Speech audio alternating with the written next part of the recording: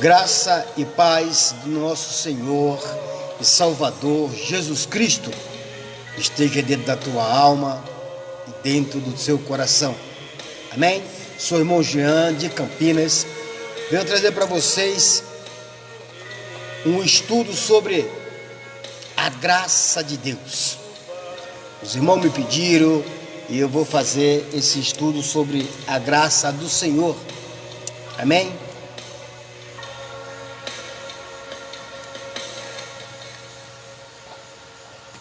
Vamos lá? Em nome de Jesus, vamos falar sobre a graça do Filho de Deus. E assim o Senhor vai nos ajudar, nos iluminar, para que em tudo o seu nome seja também glorificado. Amém, meus irmãos? Vamos lá. A graça é uma perfeição do caráter divino, exercidas apenas para os eleitos. Nem no Antigo Testamento, nem no Novo, a graça de Deus é mencionada em conexão com a humanidade em geral, muito menos com as ordens inferiores de suas criaturas. Nisto se distingue de misericórdia, pois a misericórdia de Deus está sobre todas as suas obras, como diz o Salmo 145, no versículo 9. Amém? Graça é a única fonte da qual flui a boa vontade, o amor e a salvação de Deus para seu povo escolhido. Este atributo do caráter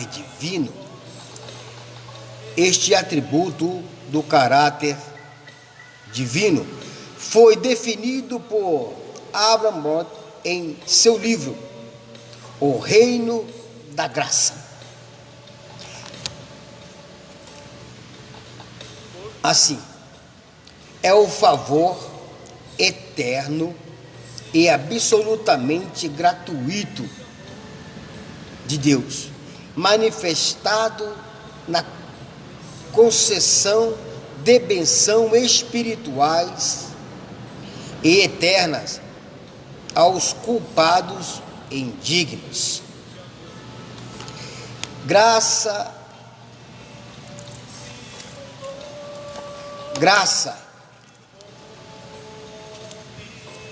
A graça divina é o favor soberano e salvador de Deus, exercido na concessão de bens sobre aqueles que não têm nenhum mérito nelas e para os quais nenhuma compensação é exigida deles. É o favor de Deus mostrado àquele que não apenas não tem seus próprios méritos positivos, mas que são totalmente maus, merecedores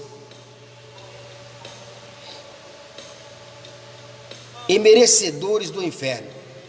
É completamente imerecido e não procurado, e não é totalmente atraído por nada ou pelos objetos sobre os quais é concedido. A graça não pode ser comprada ou conquistada pela criatura. Se pudesse, deixaria de ser graça. Quando dizemos de graça, queremos dizer que o destinatário não tem direito sobre ela, que de forma alguma lhe era devida. Vem como pura caridade e, a princípio, não solicitada e indesejada. Essa é a doutrina da graça de Deus. Que o Senhor assim vai nos dar força para nós passar para vocês aqui.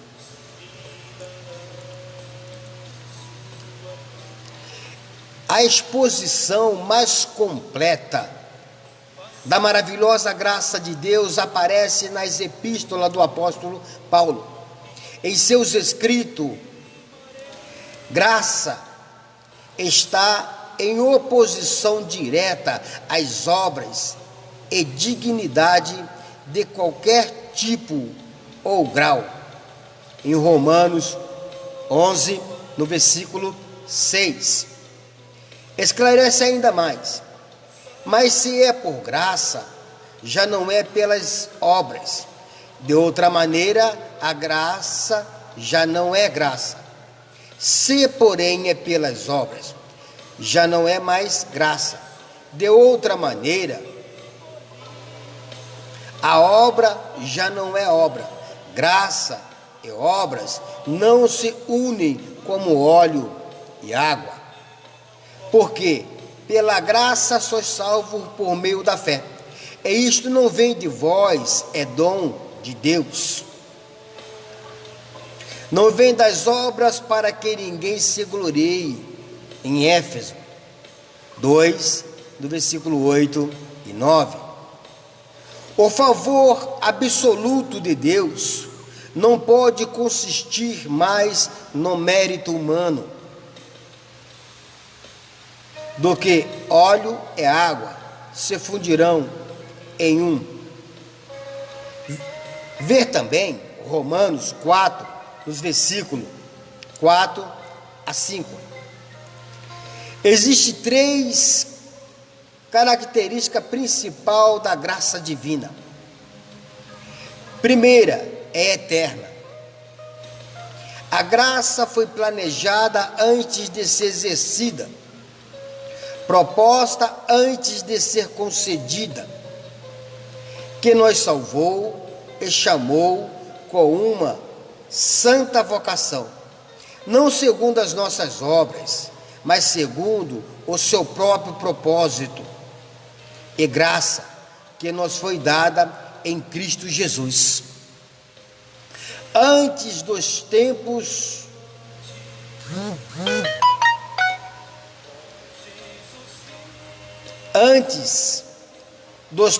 dos séculos. Em 2 Timóteo 1, no versículo 9. Segunda, é gratuita. Ninguém pode comprar, sendo justificados gratuitamente pela sua graça. Em Romanos 3, 24. Terceira, é soberana. Deus exerce e concede a quem lhe agrada.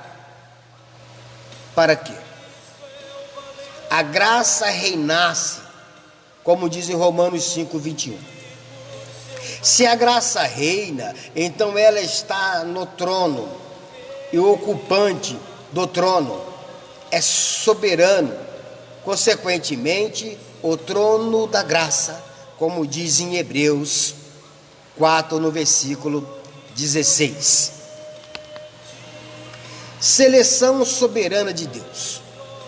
Sendo a graça um favor imerecido, ela deve ser exercida soberanamente. Portanto, o Senhor declara: terei misericórdia de quem eu tiver misericórdia. Em Êxodo 33, no versículo 19. Se Deus mostrasse graça a todos os descendentes de Adão, os homens iriam imediatamente concluir que ele foi justamente compelido a levá-los para o céu como uma compensação justa por permitir que a raça humana caísse no pecado. Mas o grande Deus não tem obrigação nenhuma com suas criaturas, muito menos com aqueles que são rebeldes contra ele. A vida eterna é um dom, portanto, não pode ser conquistada por boas obras, nem reivindicada como um direito, vendo que a salvação é um presente. Quem tem o direito de dizer a Deus a quem ele deve concedê-la? Não é que o doador jamais recuse este presente a qualquer um que o busque de todo o coração e de acordo com as regras que ele prescreveu. Não, ele não recusa ninguém que venha a ele de mãos vazias e no caminho de sua designação, mas se de um mundo de rebeldes, impenitentes e incrédulos, Deus está determinado a exercer seu direito soberano, escolhendo um número limitado para ser salvo. Quem está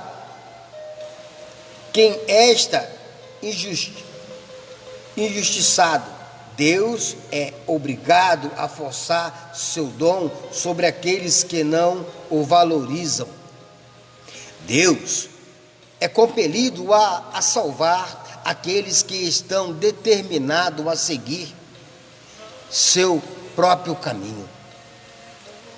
Mas nada irrita mais o homem natural e traz à tona sua inimizade inata e inverada contra Deus, do que pressionar sobre ele a eternidade, a liberdade e a soberania absoluta da graça divina. O fato de Deus ter formado seu propósito desde a eternidade, sem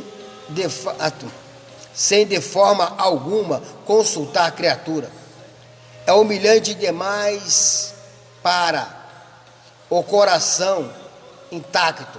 O fato da graça não poder ser conquistada por nenhum esforço do homem é muito humilhante para a justiça própria. Essa graça escolhe quem lhe agrada ser seu objeto favorito e desperta protestos acalorados de rebeldes, arrogantes. Por acaso o barro se levanta contra o oleiro e pergunta: por que me fizeste assim? Mas um rebelde sem lei ousa questionar a justiça da soberania divina. Glória ao nome do Senhor. A graça distinta de Deus é para salvar aquelas pessoas a quem Ele soberanamente escolheu como seus mais elevados favoritos.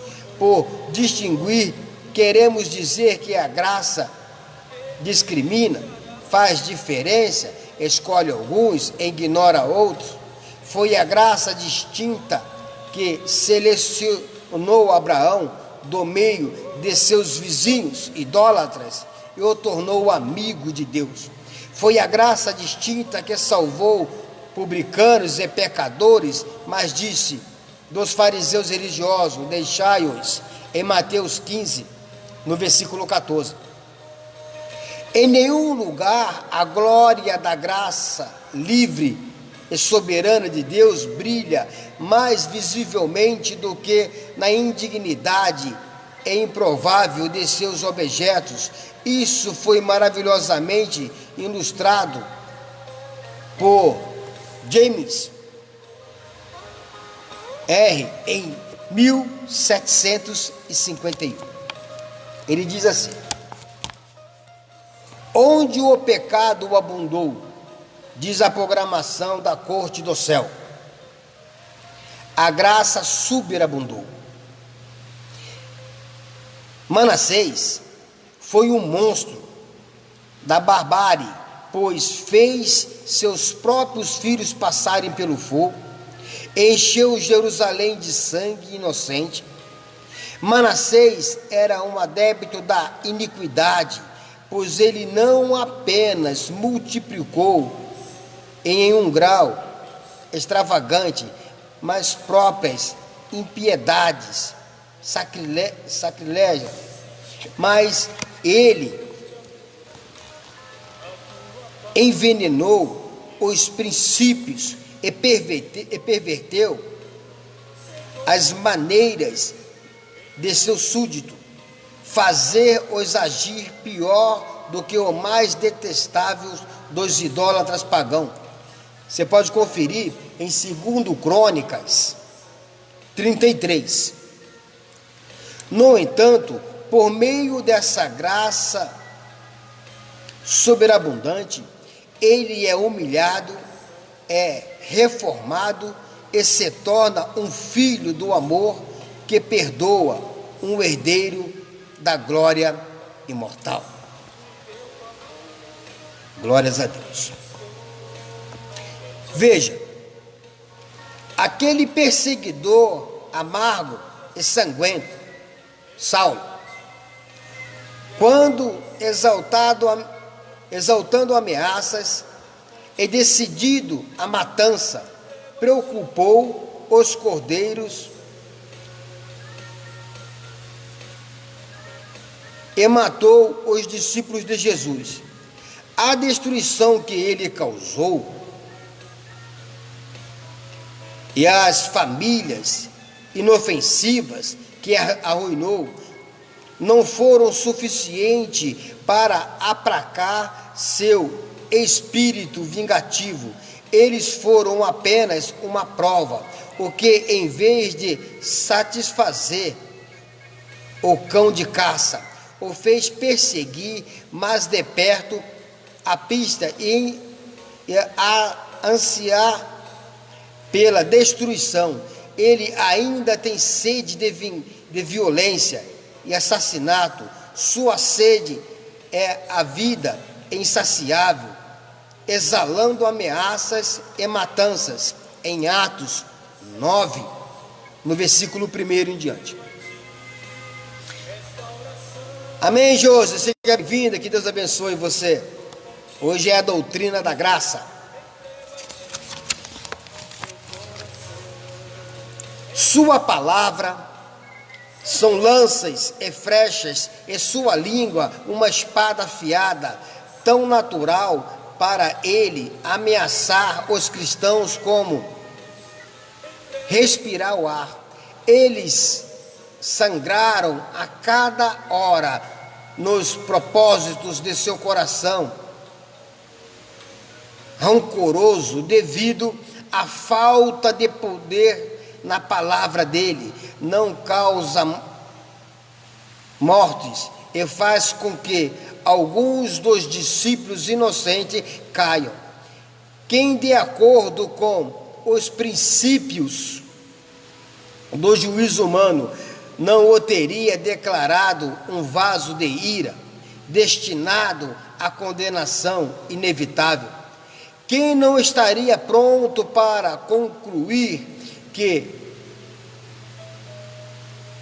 se houvesse correntes mais pesadas e uma masmorra mais profunda no mundo da desgraça, eles certamente deveriam ser reservados para um inimigo tão implacável da verdadeira piedade? Ainda assim, admire e adore os tesouros inesgotáveis da graça. Este Saulo é admitido na boa comunhão dos profetas e contado com o nobre exército de mártires, e se tornou um evangelista célebre entre glorioso grupo dos apóstolos. Isso foi o apóstolo Paulo, perseguidor da obra de Deus. E a graça, essa graça soberana de Deus Pai, o alcançou. Os coríntios eram infames, vergonhosamente perversos, até mesmo para um provérbio, a ponto de fazer uma frase padrão na língua. Alguns deles mergulharam em tais vícios abomináveis e habituaram-se a tais atos ultrajantes de injustiça, como uma provação à natureza humana. No entanto, mesmo esses filhos da violência e escravos da sensualidade foram levados, santificados, justificados, em 1 Coríntios 6, de 9 a 11. Lavados no precioso sangue de um Redentor, moribundos, santificados pelas poderosas operações do bendito Espírito, justificado por meio das misericórdias infinitamente eternas de um Deus misericordioso. Aqueles que antes eram o fardo da terra, agora são a alegria do céu, o deleite dos anjos. Glória ao nome do Senhor. Agora, a graça de Deus é manifestada em por e através do Senhor Jesus Cristo, porque a lei foi dada por Moisés, a graça e a verdade vieram por Jesus Cristo. Em João 1, no versículo 17. Isso não significa que Deus nunca exerceu graça para com ninguém antes do seu Filho encarnar. Em Gênesis 8, em Êxodo 33, 19, etc., mostram claramente o contrário, mas a graça e a verdade foram totalmente reveladas e perfeitamente exemplificadas quando o Redentor veio a esta terra e morreu por seu povo na cruz. É somente por meio de Cristo, o mediador, que a graça de Deus flui para os seus eleitos. Muito mais a graça de Deus e o dom pela graça, que é de um só homem. Muito mais os que recebem a abundância da graça e do dom da justiça reinarão em vida por um só Jesus Cristo, para que a graça reinasse pela justiça para a vida eterna, por Jesus Cristo nosso Senhor. Romanos 5, versículo 15, 17 e 21. A graça de Deus é proclamada no Evangelho, em Atos 20, no versículo 24, que é para o judeu hipócrita uma pedra de tropeço, e para o vaidoso e filosofante grego, loucura. Por quê? Porque não há nada nela que seja adequado para a satisfação do orgulho do homem. Anuncia que, menos que sejamos salvos pela graça, não podemos ser salvos de forma nenhuma. Declara que a parte de Cristo, o indescritível dom da graça de Deus, o estado de cada homem é desesperador, irremediável, sem esperança. O Evangelho trata os homens como criminosos, culpados, condenados e perecíveis. Declara que os moralistas mais castos estão na mesma situação terrível que o libertino mais voluptuoso. E o zeloso professor, com todas as suas atuações religiosas, não está em melhor situação do que o mais profano infiel. Glória ao nome do Senhor. O Evangelho contempla cada descendente de Adão como um pecador caído, poluído, merecedor do inferno e desamparado. A graça que o Filho proclama é sua única esperança. Todos estão condenados diante de Deus como transgressores de sua santa lei, como criminosos, culpados e condenados, que não estão apenas aguardando a sentença, mas a execução da sentença. já proferida sobre eles. Em João 3,18, Romanos 3,19. Reclamar da parcialidade da graça é suicídio. Se o pecador insiste na justiça pura, então o lago de fogo deve ser sua porção eterna. Sua única esperança está em se curvar à sentença que a justiça divina proferiu sobre ele, reconhecendo a justiça absoluta dela, lançando-se na misericórdia de Deus e estendendo as mãos vazias para aproveitar-se da graça de Deus, agora tornando conhecida a ele no Evangelho. Glória ao nome do Senhor. A terceira pessoa da divindade é o comunicador da graça. Portanto, é denominado o Espírito da graça em Zacarias 12, no versículo 10. Deus, o Pai, é a fonte de toda a graça, pois Ele próprio, em si mesmo, a aliança eterna de redenção. Deus, o Filho, é o único canal de graça. O Evangelho é o proclamador da graça. O Espírito é o semeador.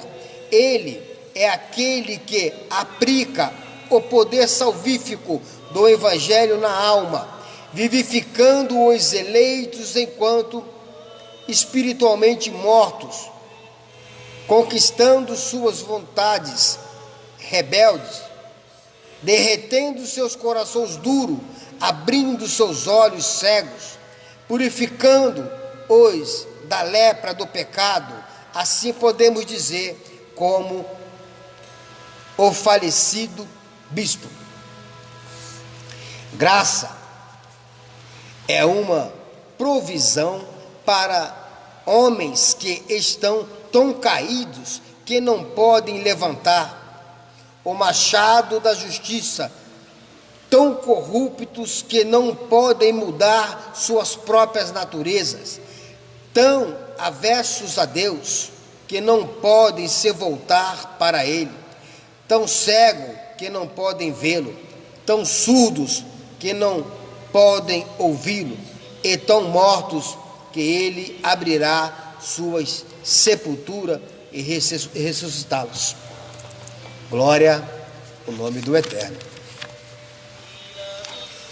Essa foi, mais uma vez, foi só uma pincelada sobre a doutrina da graça, para que você entenda, para que os irmãos da CCB entendam o que é graça.